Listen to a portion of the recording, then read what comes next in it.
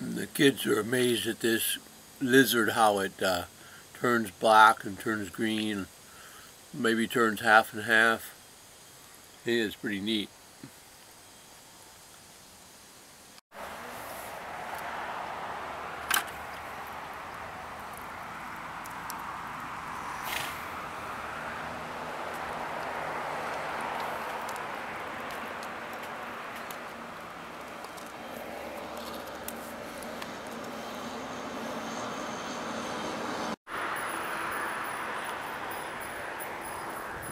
Leaving El Dorado, Arkansas, headed north.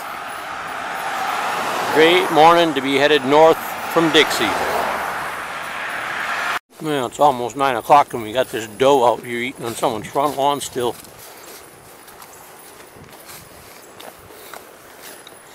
Must be the local pet deer. There she goes. 2 of them. All right. Here's an old screened-in Southern style house in a grove of trees for sale. Really beautiful.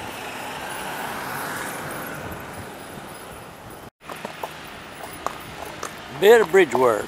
Enlarge the bridge. This is El Dorado, the original boom town for oil. Lion Oil welcomes you to El Dorado, Arkansas's original boom town. Well, over on that sign over there, you see what it says, North 167, Callion 8, and the town of Hampton 25. So this is sort of a special day because we're going to Hampton's town. He got a town of his own. So we'll be there by tonight. Beautiful, an absolutely beautiful morning to be headed for Memphis. Maybe we'll stop by Elvis Presley's place. That'd be interesting. These were the kind of bridges we were running the other night in the rain that I was telling you about. You gotta wait for all the traffic to clear and then get across.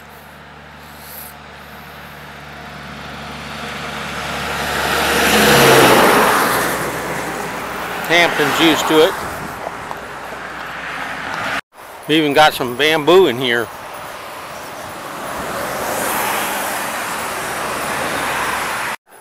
You know, the drug war worldwide, but also in America, where most of it originates from, is really a war against people, and it's particularly a war against minorities. So the upper classes use the drug war against the minority classes.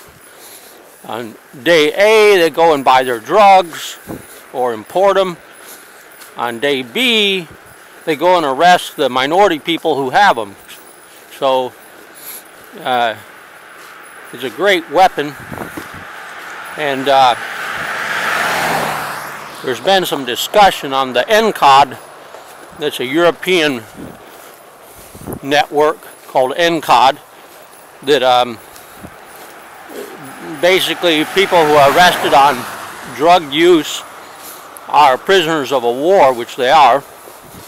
And it takes a lot of productive people out of society, you know, whatever people's addiction is. Drugs are basically a painkiller. Naturally, nobody should be selling them to kids, and that should remain illegal. But drugs are a painkiller, and as long as you have people in society who are in pain, they're going to use drugs. And you can't have a two-tier system where nice white people use pharmaceuticals, this and that they can get a prescription for, like Rush Limbaugh, and then the cheap drugs that the minority people get access to, they're illegal. So if somebody wants to smoke some meth, if somebody wants to shoot up some heroin, it's their body, it's their problem. If you get sanctioned a little bit more because of the resultant medical care, well, that's like smoking cigarettes and getting lung cancer. And we don't particularly sanction those people, and there's millions of them. The interesting thing is, from the drug war in Laos going way back, they knew that if they got rid of opium, there would be an increase in heroin, other drug use, you know. And that's exactly what happened. They did the same thing in Thailand. They got rid of the opium. You know, they could have left all the old folks smoking opium, and when they wanted to, they used it for all kinds of purposes. Instead, they made it illegal, and now what you have is a plague of methamphetamine. Well, it makes you feel like the left hand and the right hand are working together. The people pushing the chemicals over the border into Burma are making a lot more money than they did when there was opium around. The whole thing's a scam anyway, and we spend billions of tax dollars, and it gives police some kind of moral right to intrude into everybody's vehicle and lives over drugs. And in the South here, it's particularly noticeable when you hear the blacks talk about how many black people get sent up the river for this penny ante drug use and that penny ante drug use. So it's just another kind of prohibition, and it's an extension of the plantation mentality. And for the religiously inclined, it's just an extreme form of hypocrisy. I mean, in the South, you got all these churches everywhere, and the black people are a subclass. They always have been down here.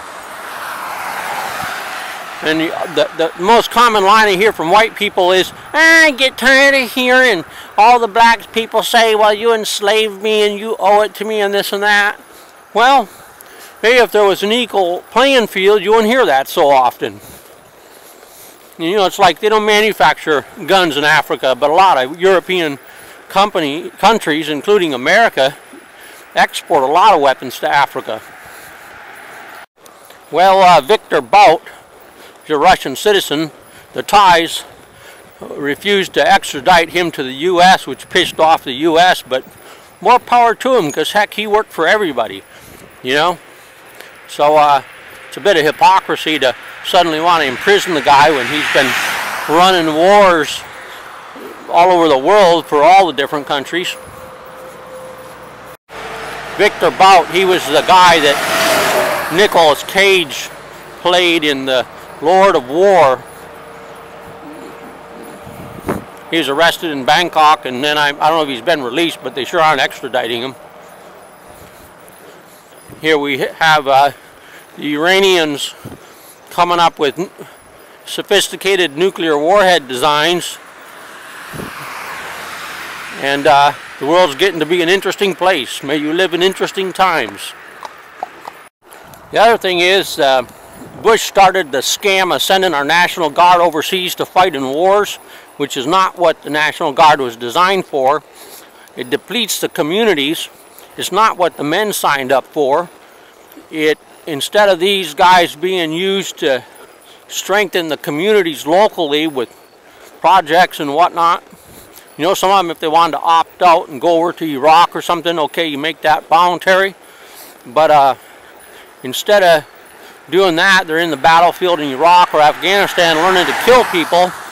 And my theory is that the government's going to keep on doing this, because then they'll be rotating hardened killers back to the U.S. The U.S. are going to pay for an additional fallout in their communities, but more importantly, the idea in my thinking is they want to harden these people up and prepare them for fighting a war against their own people in the United States. That's what this government's up to, and that started with George Bush. Not everything can be blamed on George Bush. A lot of things like the border happened way back before that, but in 8 years he didn't do anything about it, and neither is Obama. We don't have secure borders. We're one of the few countries like that. But anyway, that's my comment on the National Guard. I think they're being prepared to be used against Americans. It'd be like the Coast Guard being sent to fight off the coast of Iran, you know. That's not their job. They may have done some of that in Vietnam, but that's not their job. Their job is to defend the coastal waters of the United States.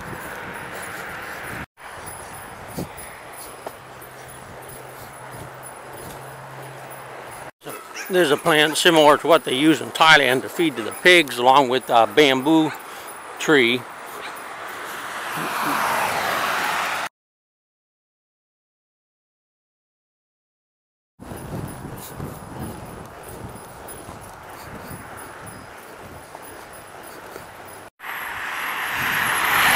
A bunch of power generation. Quinn, I think it's called.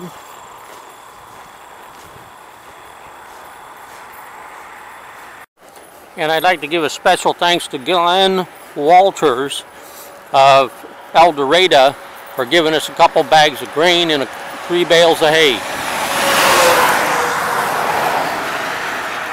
Very, very nice of him to do that. Appreciate it. The Union Power Station Integra Power Group, 6434 Callion Highway. This is the road that takes you down to Callion. About 500 people. Here we got a landmark, Hernando de Soto. Wintered on this ridge November 1541 to March 6, 1542. The Spanish explorer with his conquistadors used the slough, now part of the lake, to enter the Quachita River to visit the Indians along the banks. Here Juan Ortiz, the interpreter, died. The first Christian religious service was celebrated, and Juan Guzman was left behind with his Indian sweetheart. Pretty good. 1541. That's like 500 years ago. This is a tall bridge over the Quachita River. However they pronounce that, Quachita, I don't know. It looks like it could be an Quachita River, something like that, heck. That's a big old water line or something. Gas line. Here's a sawmill that's still going. That's good to see. Alright guys, let's do this bridge. The way that water looks, I bet there's some catfish in there.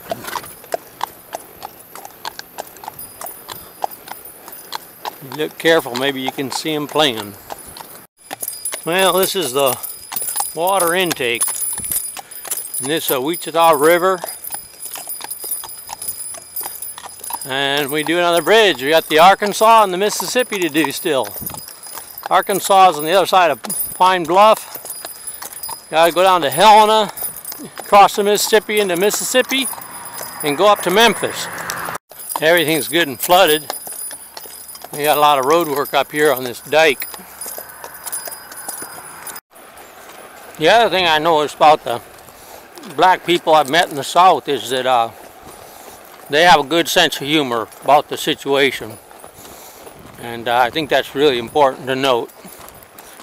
It isn't easy on them. We just saw a large snapping turtle leave the rocks here. Maybe he'll resurface here in a minute. Well, it doesn't look like he's coming up.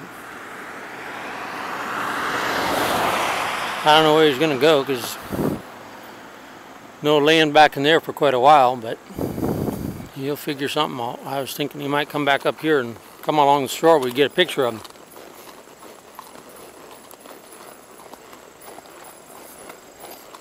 Okay, the OAU is a Washita, the Washita River.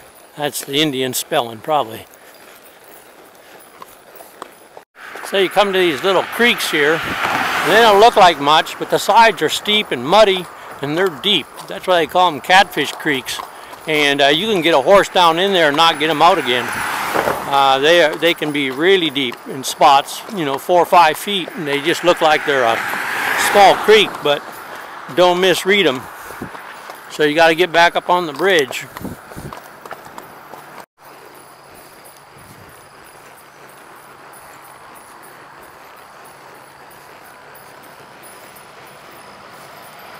It's a great old place, but it has a story too.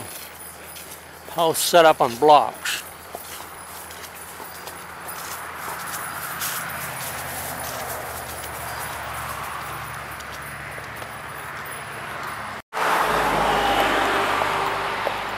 This is Hampton at Hampton, Arkansas. Population 1,579. The Hampton Missionary Baptist Church, and in case you didn't miss it, Calhoun County Jail. So Hampton's back in there eating grass, and we are in the town of Hampton. And we're appreciative to Rusty's Mini Mart and Gas Stop in Hampton for letting us put up Hampton in the grass and letting us park the bus here tonight. Thank you very much. Yeah, so I crossed the road and put my saddle down looking for a ride, and this Hampton City cop, he come down the road here, and he went down there and did a U-ey in the road and came back up here and did a U-ey and pulled right up here, and he goes, "Where are you headed?" So I gave him a business card, told him what's going on. He's cool. But it was pretty fast. So today I rode to Hampton, Arkansas, and then I hitchhiked back to El Dorado.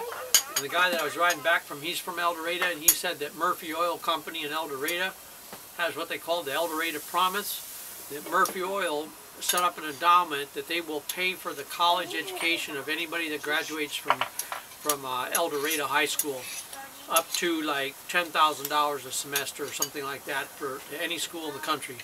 And that's really impressive, and I think a lot more companies should follow suit in America and help pay for young people's education.